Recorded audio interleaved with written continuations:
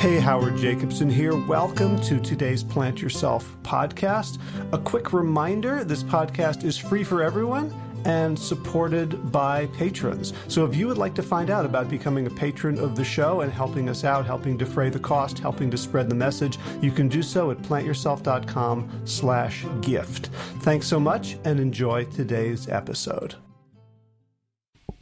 This is the Plant Yourself podcast. I'm Howard Jacobson of plantyourself.com. Well, start health and sick to fit. This podcast, this special edition of the podcast specifically is part of my mission to help you live a safe and science-informed life.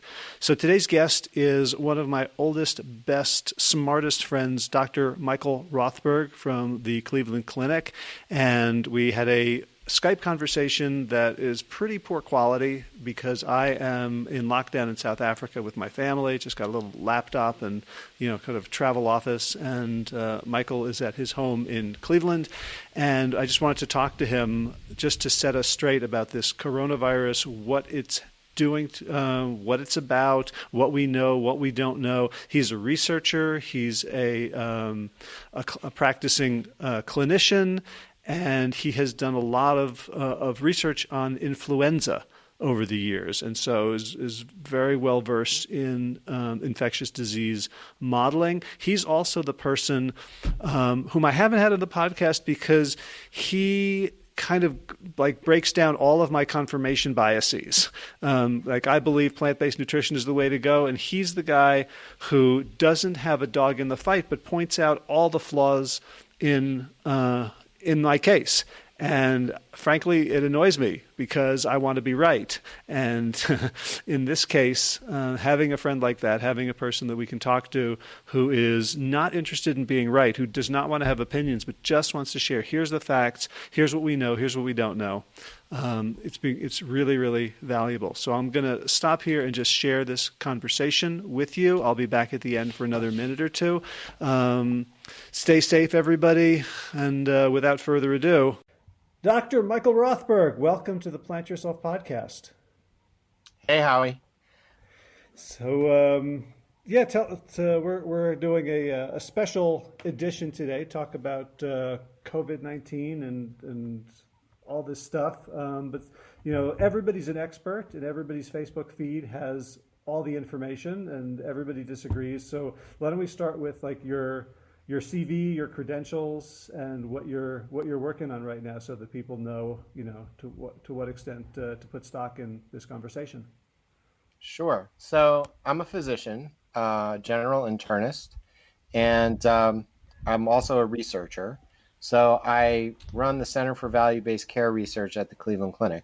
But any opinions that I express here are my own, and they don't represent the organization. My background training, I have a master's in public health, and I've done some disease modeling. I used to study influenza about 15 years ago. So I'm familiar with the idea of pandemics and pandemic preparedness. Though I haven't done a lot of influenza research recently, I've been mostly focused on pneumonia. Okay, cool. And I should also add, we've known each other since 1977. Yeah.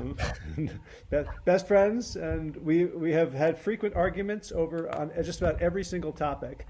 And one of the reasons I wanted to talk to you is that, unlike a lot of people whose egos are bound up in the content of their research and their findings and their discoveries, I think your identity is very much bound up in obliterating all the biases that you might find within yourself. So really, seeking truth and making that your identity, as opposed to finding something out and then hoping that it's, or insisting that it's the truth. Yeah, well, I think that's accurate, and I'm honored that you see me that way. I think all of us, we get opinions, and then as human beings, our natural tendency is to try to look for things that confirm our opinions and to discard information that goes against it. I try not to have opinions about a lot of things so that I can just sort of look for the truth and be swayed by the facts. Excellent. So let's talk about what what you've been swayed by. What do we? I mean, what do we know about coronavirus right now, and what do we not know? So what we know is that the virus is it's a virus, first of all.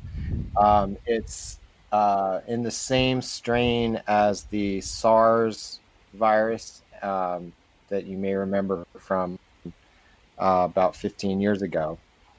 But it's not as deadly as SARS, uh, which is good and bad. One is it hasn't killed as many people as SARS would have if it infected this many people. But on the other hand, it's actually uh, easier to catch than SARS, and people, because it's mild in some cases, people don't necessarily know that they have it, and so they're probably spreading it to other people. Um, and so we haven't been frightened enough of it, certainly at the outset. Um, and so that's made it particularly difficult to contain. Hmm. Um, So we do know that it do. particularly affects older people. And when I say older people, I mean people over 50, Uh huh. so like us. Um, it starts to get really bad after the age of 70 or 80. Um, so for people in their 50s, the mortality rate is about 1%, and it goes up from there. So after the age of 80, you're talking in excess of 15% mortality, which is really devastating. Mm. Now, do we know how it spreads? So we don't actually. That's one of the things that's, pretty amazing that there's so much that we know about the virus and yet so little. With, hundreds of thousands of cases around the world, we still don't really know exactly how it spreads. We do know that the virus, for example, can live on on inanimate objects for long periods of time. We don't know if that's how people get it, but it's certainly possible. Um, it doesn't live for very long on cardboard. And so if you're worried about the boxes that you're bringing in, that your Amazon shipments or whatever, probably by the time you've gotten them, the virus has died. But certainly if you left it for 24 hours before you touched it, you would be totally fine. It does live for longer on plastic and steel, and it may live, for up to a week, perhaps on plastic. So, it's theoretically possible that if you touch something that somebody else has touched who had the virus, you could get it. Um, the thing about that, though, is we know that the infection rate from the virus, the R naught, is really probably 2 to 3. That is, each person who's infected infects another 2 to 3 people. You would think if it were so infectious that if you just picked up a plastic container in the supermarket, you could get it that way, that we would see a much larger number of people infected. That each person who is infected might infect 10 or 20 or 30 people. That's what we see with measles. Measles is spread, um, through the air, and pretty much anybody in a room with somebody who has measles can come down with it. Um, in this case, we think it's probably spread by droplets, and we think droplets don't generally go more than a few feet. So if that's the recommendation for the 6 foot um, social distancing rules. But again, we haven't done experiments where we try to infect people because it's just too dangerous. So we don't really know what the major mode of spread is. We have these sort of theoretical modes. So, keeping a distance of 6 feet and washing your hands frequently, and particularly when they come into contact with anything outside your home, and avoiding touching your face so that you don't spread it from your hands to your face are really prudent things to do, and they should be sufficient for the ways that we think it would be spread. Gotcha. And could you give us a sense of like how we know what we know, or how we conjecture what we conjecture? Like what is, as a researcher, what are you seeing that you then translate into guidance to the public? Right. So, in trying to understanding, the number of people who are infected from each infected person, that's done by modeling studies. And you can create computer simulations of viruses and then, match them against what's observed in real life. So if, for example, you created a model where you said, okay, each person who's infected will now infect 10 people, and then you applied that to New York City, the entire city would be, you'd have 8 million cases already. So that's how they're able to figure out how many people are infected from each other person. On the other hand, figuring out how the virus is transmitted, they do that by, you can take the virus and you can put it on different things, and then you can see how long can you get viral particles that are viable, that can infect cells from those surfaces. But that doesn't mean that a person who touches that surface and then touches their face will necessarily get enough viral particles for them to be infected. And again, we can't do that kind of experiment to figure it out because it's too dangerous. So those are kind of indirect evidence of how the disease is spread, but they're pretty good for us figuring it out, at least in figuring out what our behavior ought to be. Mm-hmm. Gotcha. So when you say it's more lethal over the age of 50 and much more lethal over the age of 70 or 80, is there any either evidence or theories about why that is? Because I hear people talking about, I'm in the lifestyle medicine world, so everyone's talking about, boost your immune system, eat right, get exercise, manage your stress, sleep, all that stuff. And then I hear other people saying that it seems like the infection actually may be an immune overreaction.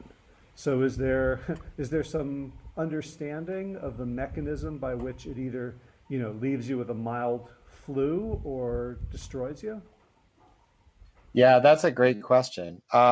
So different viruses seem to have different predilections for various age groups. Sometimes it has to do with previous immunity that people have had. So if you remember the H1N1 virus, the swine flu that came out a bunch of years ago, Mm-hmm. that actually seemed to preferentially be dangerous to young people. And people our age seem to have some protection. Even older people had even more protection, probably from H1N1 that was circulating in the 50s and 60s. So yeah, there are different. This one doesn't seem to have really severe impacts, though.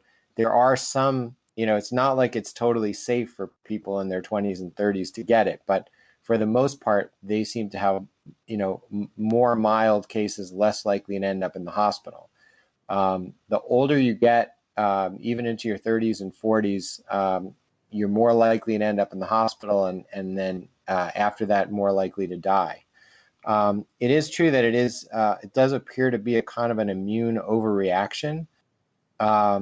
What you mentioned before about trying to protect yourself by being in good immune shape, those are always good ideas in terms of trying to prevent becoming infected in the first place. And that's really a question that I've not seen answered, is why do some people get sick when they get exposed to a virus and other people don't? We don't really have a way of predicting who's going to get sick and how sick they're going to get. But there are general things that we know boost your immune system. So getting enough sleep, exercise, eat right, and try to de-stress. Obviously, these are difficult to do in these times, but those are always good ideas for boosting your immune system. So in terms of measures of immune function, those things, improve immune function.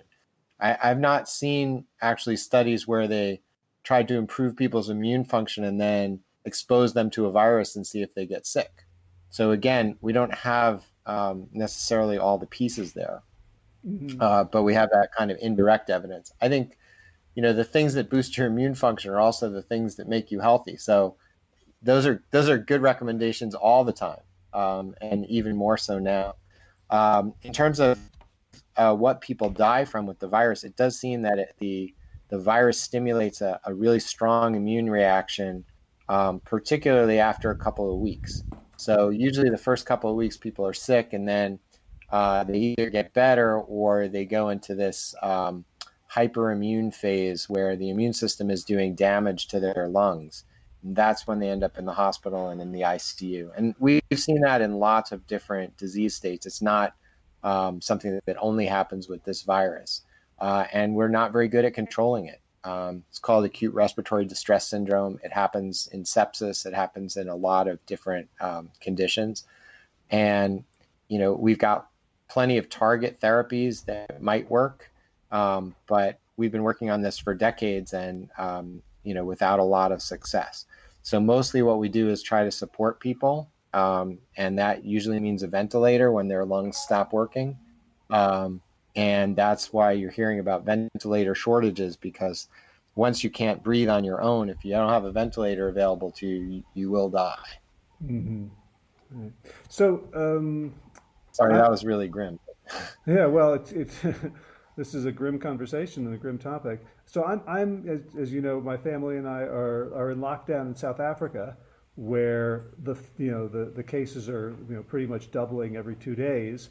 Lockdown starts tonight at midnight, and as you know, there's a lot of poverty here, and a lot of people who are HIV positive and on the antiretrovirals. Does your understanding of the immune system predict, like, are people with HIV/AIDS, do they need to stop? Like, are they much more at risk? Would they need to stop taking their antiretrovirals to tune down their immune system, or like what? No, what are we expecting? They should not do that. They should continue to take their antiretrovirals. There was some hope that antiretrovirals or other antiviral medications might help. So far, there haven't been any antiviral medications that have been shown to improve outcomes, but we really don't have a lot of research. That's one of the sort of sad points, I think, is that, despite how many cases there have been, there's just precious little research out there. There was some excitement around hydrochloroquine, which is an anti-malarial drug that's used actually for treating autoimmune diseases.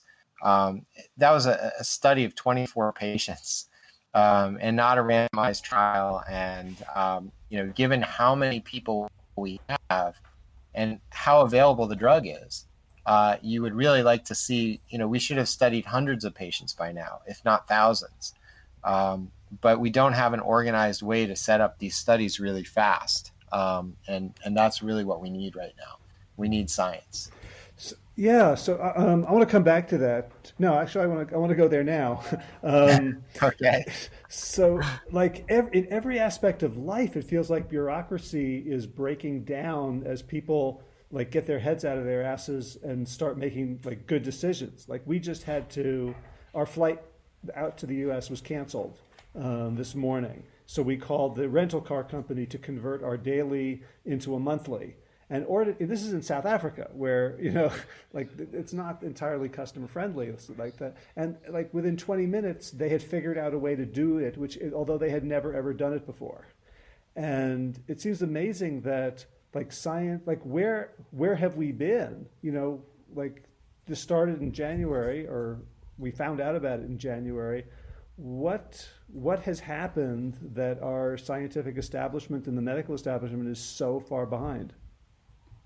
So I'll tell you, the research establishment, first of all, never moves very fast. Like, we're used to, doing things slowly and methodically. So to ramp up a kind of a research response, our infrastructure isn't created to do that. And so a lot of the things that happen kind of piecemeal.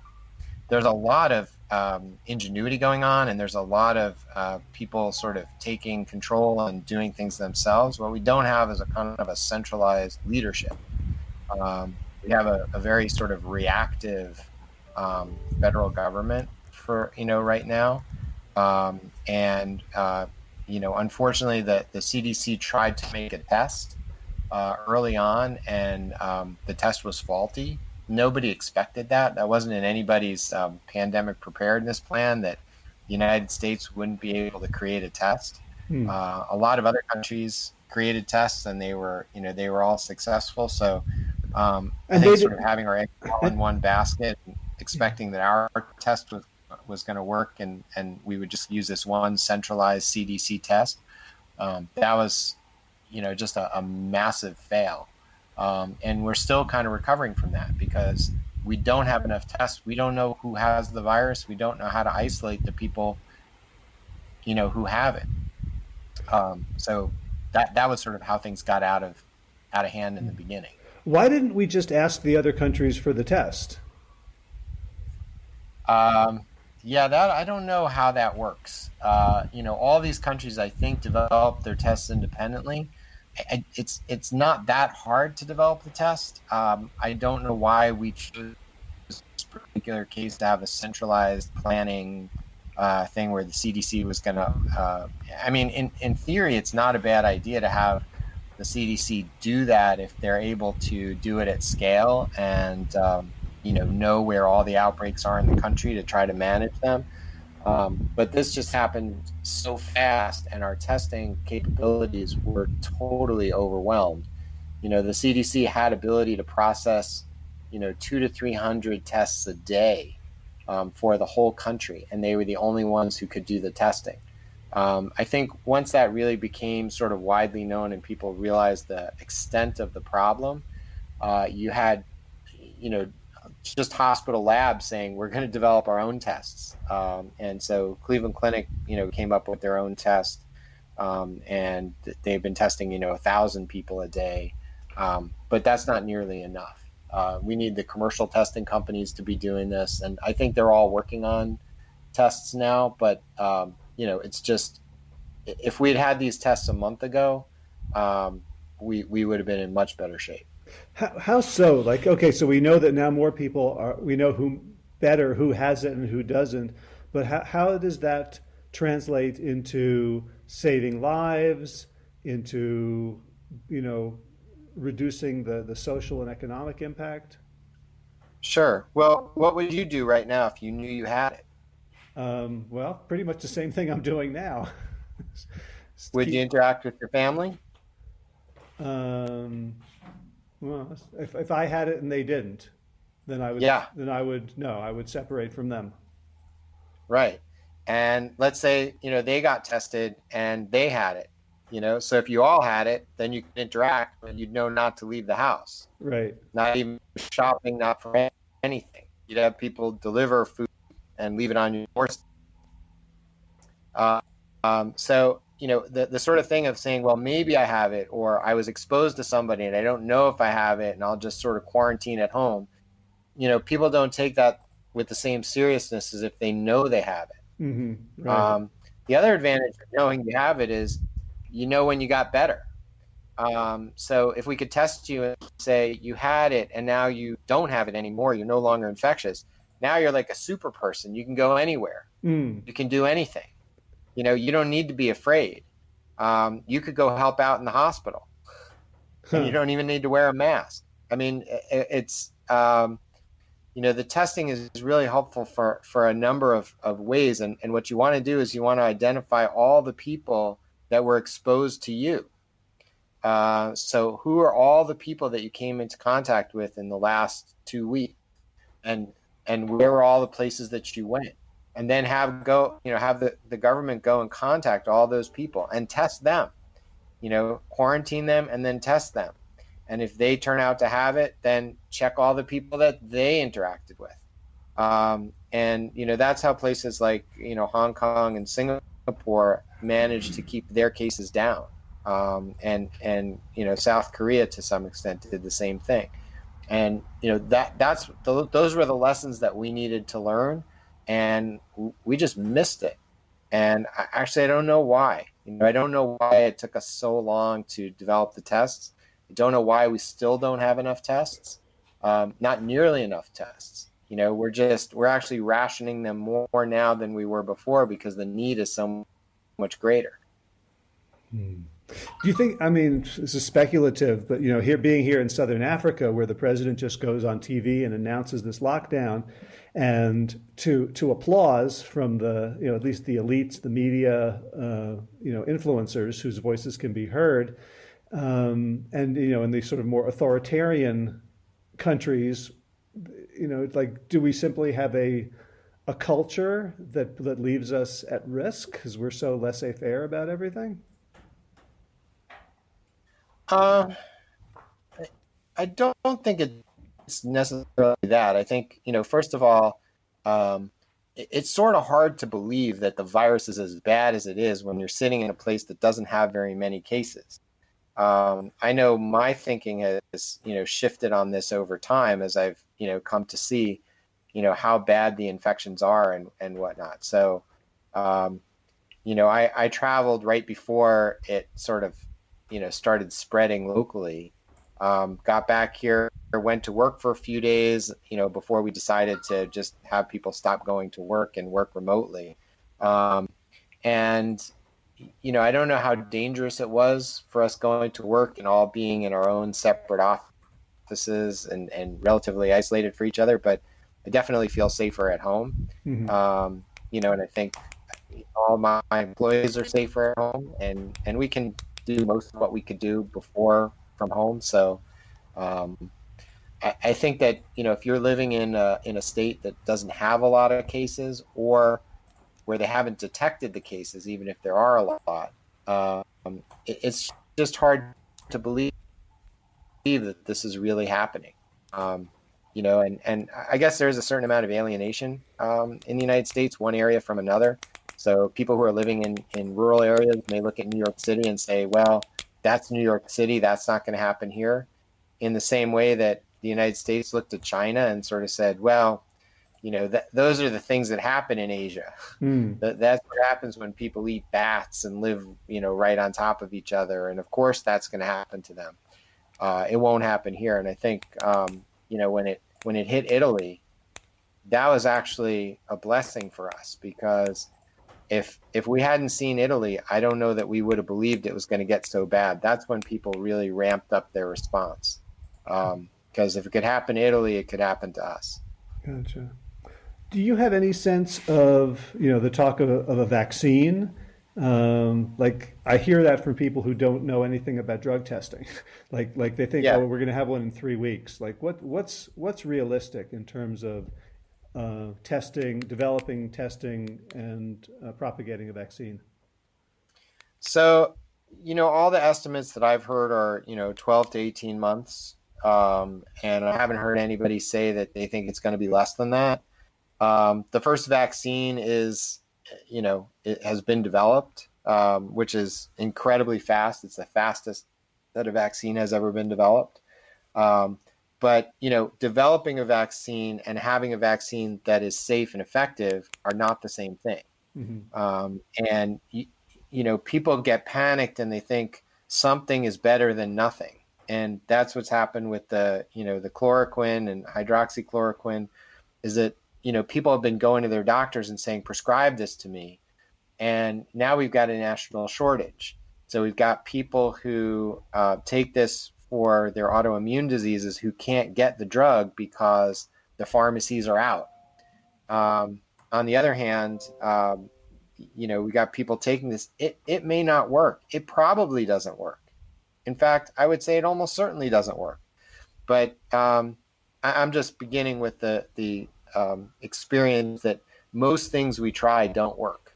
So I would be surprised if any therapy that we have is going to be effective. But so when we go with the vaccine, okay, so now we have a vaccine, but we haven't tested it at all. So the first step is, you test and you see, one, does it make an immune response? Two, does it have any side effects that, are really horrible that kill people? And if you find out, and so that will take, I would say probably, 4 to 6 weeks before they can inject enough volunteers and figure out whether it's made an immune response and whether it's safe. And that's skipping all the animal studies and the things that usually happen in clinical trials before we test it on humans. Well, the phase one trials are, to try to like figure out, just is this safe? Can you take this and then will it give you an immune response? And you don't know that the immune response is actually going to confer immunity to the disease. It just means that you actually made some antibodies, but those might not be effective antibodies. That's just, like we've had many candidate vaccines for HIV and none of them have worked. They make antibodies, but they're not effective for stopping the virus. Mm-hmm. So, we've never had a coronavirus vaccine before, which is actually one of the problems when we have these sort of pandemics, because when there's a pandemic, when SARS was happening, there was a lot of interest in coronavirus and a lot of fear about coronavirus. And as soon as it died out, most of that interest went away. So there was really no incentive for, we could have developed the coronavirus vaccine, more than 15 years ago. And then we'd have one ready to go and we'd know how to make coronavirus vaccines. Yeah. Now, when you say the interest went away, I assume it wasn't the scientists who were studying it, but the funding sources. It's sort of all around. I think most scientists, most pandemic people thought that they weren't thinking that coronavirus was going to be the thing. They thought it was going to be an influenza virus, that it was going to be, like the 1918 influenza that killed 50 million people around the world. They thought we're going to have another flu pandemic, and that's going to be the thing. And so most of the research and whatnot was focused on flu. But I'm sure that there were people that study coronaviruses and were interested in coronaviruses. But you're right, it's the funding for making a vaccine for a disease that may not show up for 10 or 15 or 20 or 25 years. That's a big investment for a pharmaceutical company to make, in the expectation that maybe, there'll be a need for this. So influenza, we know how to make those vaccines. Coronavirus, this is new. Yeah. But our technology is much better than it used to be. So the fact that they're able to sequence the virus, they know exactly what causes it, they can start to think about targeted therapies, and a vaccine in in absolute record time. But all the estimates I've heard are 12 to 18 months. So I believe those. It's funny how this, it's sort of a black swan event, like, yep. And it's the same way, like the stock market has responded, like with all the, the most brilliant financial minds in the world, completely taken by surprise because black swan events, if you include them in your models, make you extremely inefficient and non-competitive until the thing happens. Yes. I feel like that has to change. Well, I mean, the thing is, if you were to put every black swan event into your models and then prepare for every black swan event, you would be really, really inefficient. Mm-hmm. And I don't know, I don't know what that would do to the world's productivity, but I think we would be basically spending a lot of our time, preparing for things that weren't going to happen.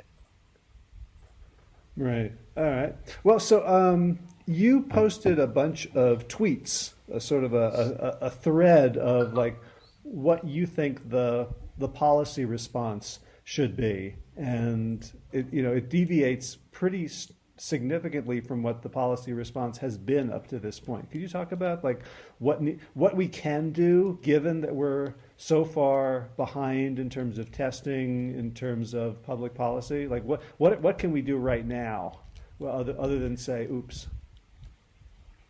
Well, yeah. So I mean, I'm not a policy person, so I just threw out what I thought was kind of a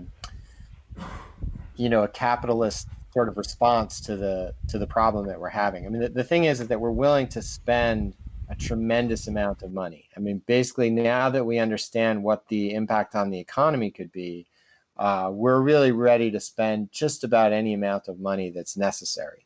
So Congress is about to pass a $2 trillion bill, but it's almost all focused on economic fallout, and not very much of it is focused on trying to end the problem that we have.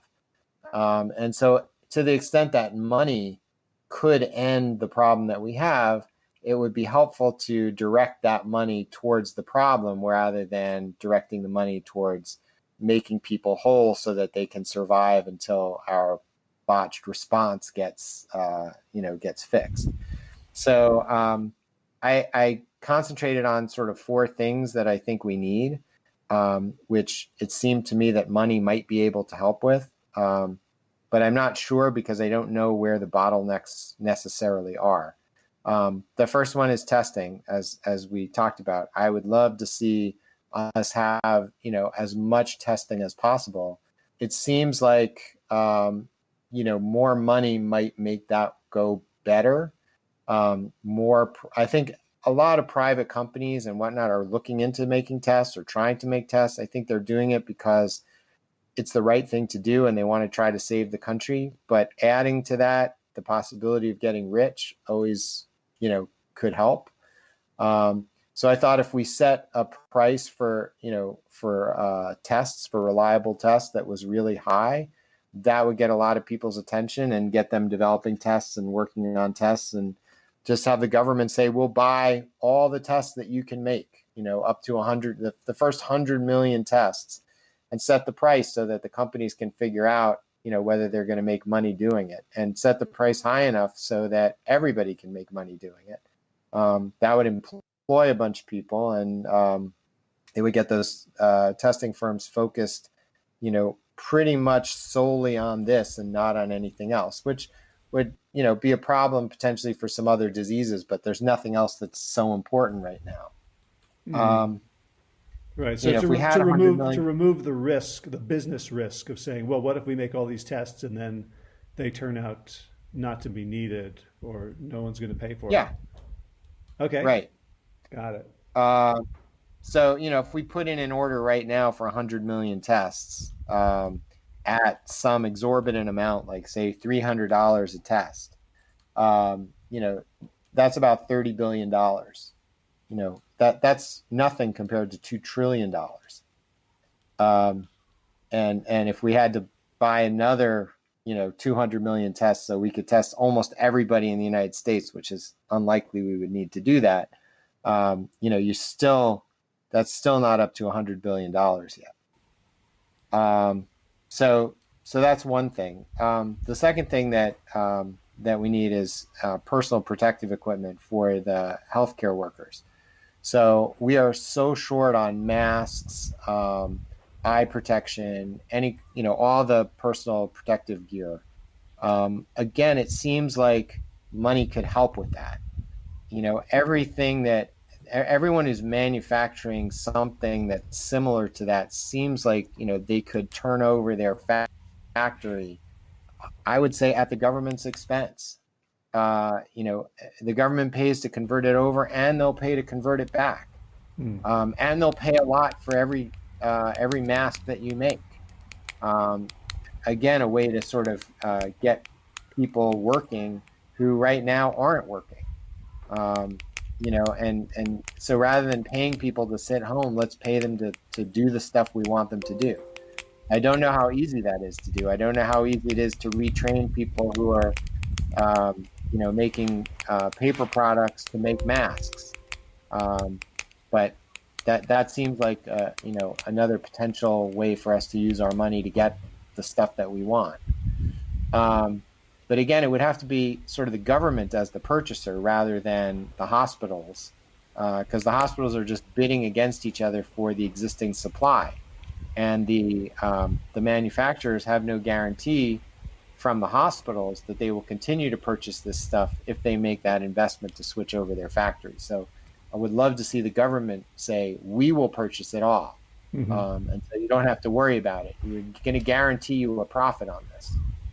The third thing we need is isolation. We need to be able to isolate people who test positive. And gosh, we got a lot of hotels that are sitting empty. So why not put them up in hotels?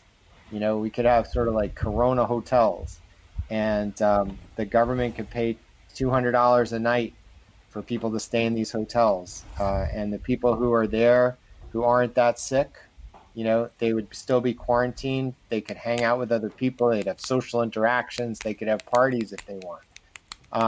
And so people who are positive can't hurt each other.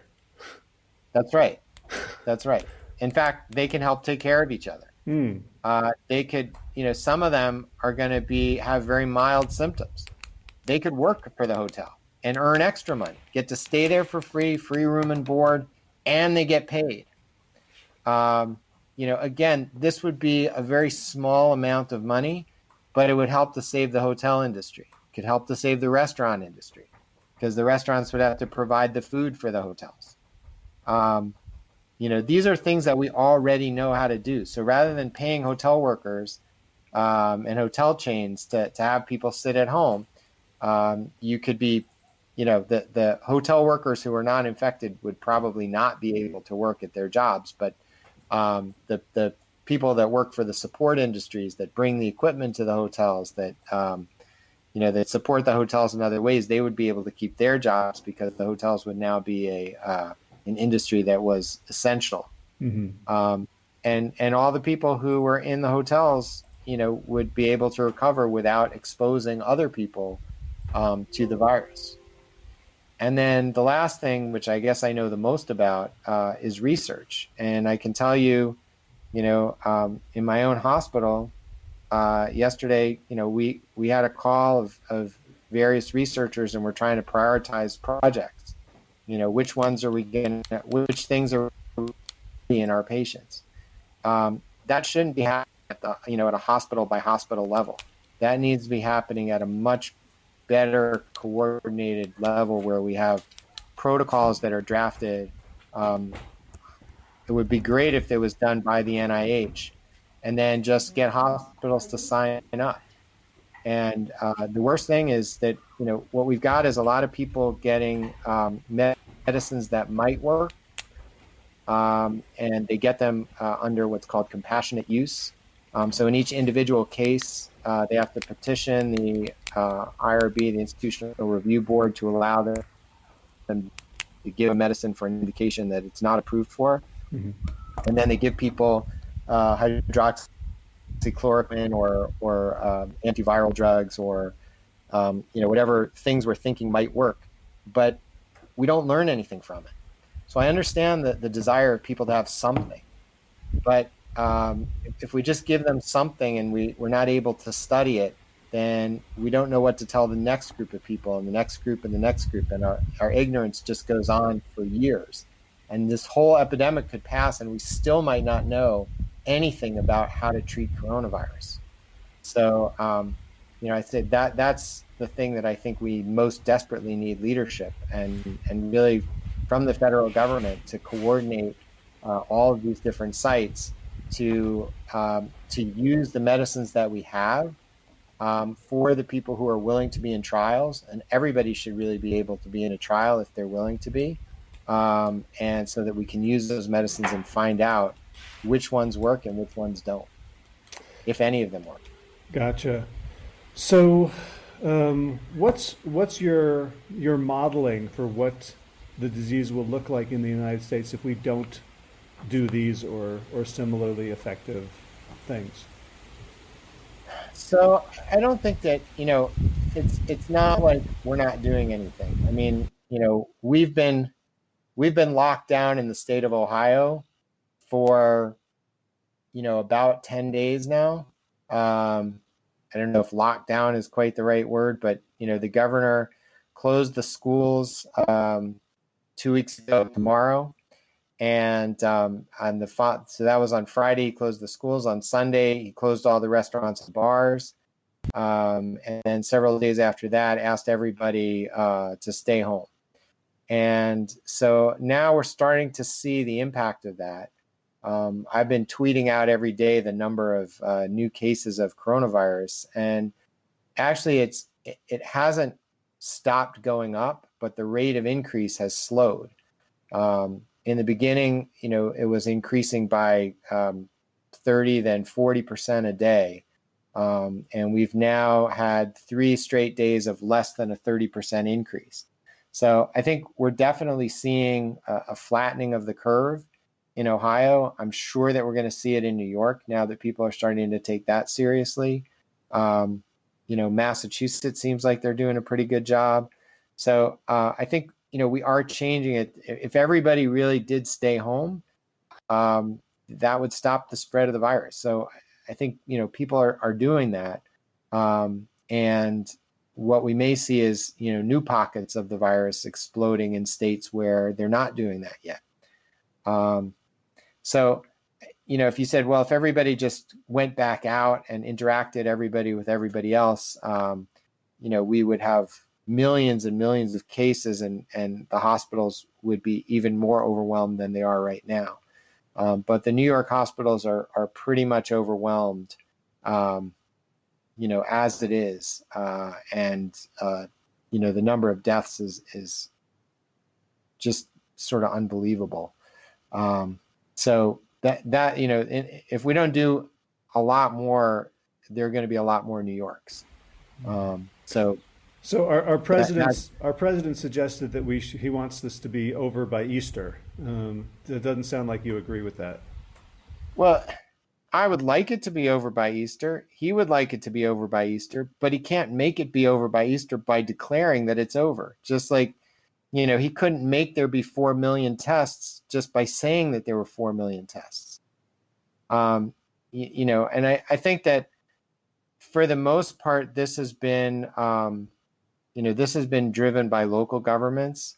I think there have been a number of governors who've been, really great. And they've really stepped up. They've taken risks in terms of backlash and whatnot, and done a lot to really protect the public.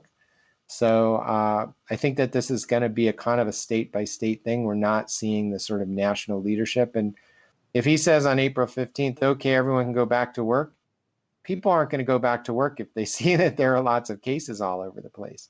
And employers are not going to ask them to come back because that's not where they're looking for their leadership. But I also don't think that Anthony Fauci is going to let him say that. He's been pretty careful. And I think that most people, have heard his name now, and they understand that, there are some scientists left in the government, and that they are listened to. But you can't believe the things that you hear the president say day to day.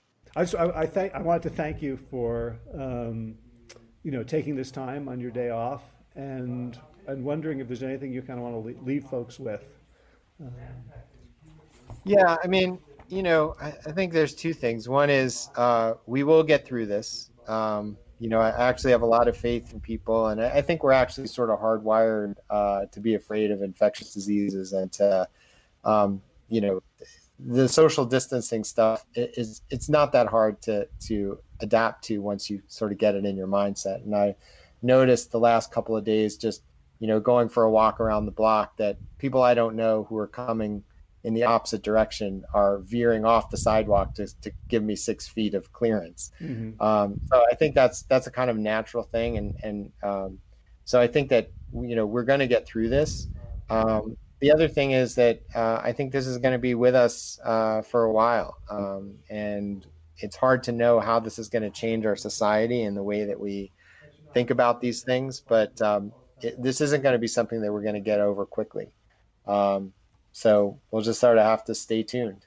But I would, the things, I guess the other thing I would want people to do is really go with the scientific data.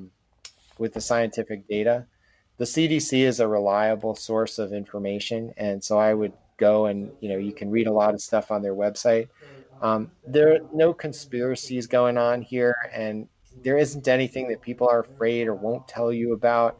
So, don't go reading stuff on blogs and people's Facebook pages and think that you understand that anything that you're not getting in a public information that's coming directly from either the federal government through the CDC or your state governments through their through their departments of public health. There's a lot of good information out there, and so I would go to trusted sources and don't have your behavior be shaped by stuff that you read on the internet. All right. Well, Michael, thank you so much for taking the time. It's been a long overdue conversation. I'm sorry that we had to make it about this, and not some of the other things we've talked about over the years. But let's when the sun shines again, let's talk about plant-based nutrition and your views, your skepticisms, your take on the research, because you're always a sounding board whenever I get excited about something to get a wider perspective. So I, in addition to loving you as a brother, I rely on you as my own anti-confirmation bias. Yeah, that would be awesome. And we would have a lot of fun doing that. I would definitely be happy to come back on your show. Cool. Well, thanks a lot. Stay safe. Love to everybody. And talk to you again soon. All right. Take care, Howie. Okay. Bye, Michael. All right. I hope you found that valuable, helpful, informative. I would love for Michael to write that up and put it in the New York Times as an op-ed. I think it's given our current situation and given the nature of our society, his suggestions seem extremely cheap compared to the cost of doing nothing. And maybe capitalism is partly to blame for the problem. So let's let capitalism maybe do its bit to help us out of it. So just a personal note. So we are stuck here. We found out this morning that the final flight we were going to try to take, the KLM through Amsterdam, was canceled. We are in lockdown. We're in a safe place, a beautiful place. We do have access to outdoors, and there is currently plenty of food and cleaning supplies. So everyone who's been wondering and worried, we are at this moment doing just fine. And I don't really have, advice or counsel. This is not my area. All I can say is, as Michael said in the conversation, all the things that we do to be healthy the rest of our lives are doubly important now. So I'm looking for ways. I might be here for 2 months. I don't know. So I'm looking for ways to be supportive and to be helpful and, frankly, to pay my mortgage while I'm away from my business, my office. Josh and I, in Sick to Fit, we pivoted to in-person live retreats. And those are obviously not going to be happening for a while. We have one still on the books for the beginning of June 2020, which may or may not happen, depending on the world. We're all just sort of corks floating in the great rushing river right now. So no predictions and no amount of control. But if you would like to work with me somehow, maybe we can do virtual groups. I seem to be able to get decent internet here to do Zoom calls or personal one-on-one calls or email coaching. If there's any way that I can support you and we can make it, I'll do it for free, of course. And if there's a way that we can make it a financial exchange so that I can maintain all of my mortgage, my lifestyle in North Carolina while I'm here spending double to be in this foreign country, that would be awesome too. But don't hesitate to reach out, whatever you need. The email is hj@plantyourself.com. I'm also on WhatsApp. And so if you aren't familiar with WhatsApp, it's what the rest of the world uses to talk to each other, to do video, to do text, to do audio calls. So I'm available on that. So thank you, everybody. Thank you, for everyone who's been listening to this podcast over the years. It's weird to be so sort of geographically and kind of experientially separate from so many of you, but I want you to know you're in my heart, and as Michael said, human spirit is resilient, and hopefully we will get through this thing together one way or another. And I've never said it with more fervor: be well. my friends. All right, time for thanks. Thanks to Will Ridenauer for allowing me to use his beautiful song Sabali Dawn, the Dance of Peace. You can find more of Will's music at his website, willridenauer.com. And of course, thanks to all of you Plant Yourself podcast patrons.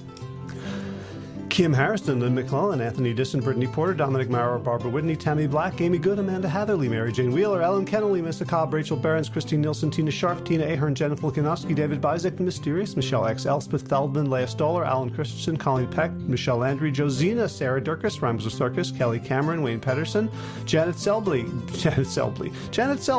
Hi, Janet.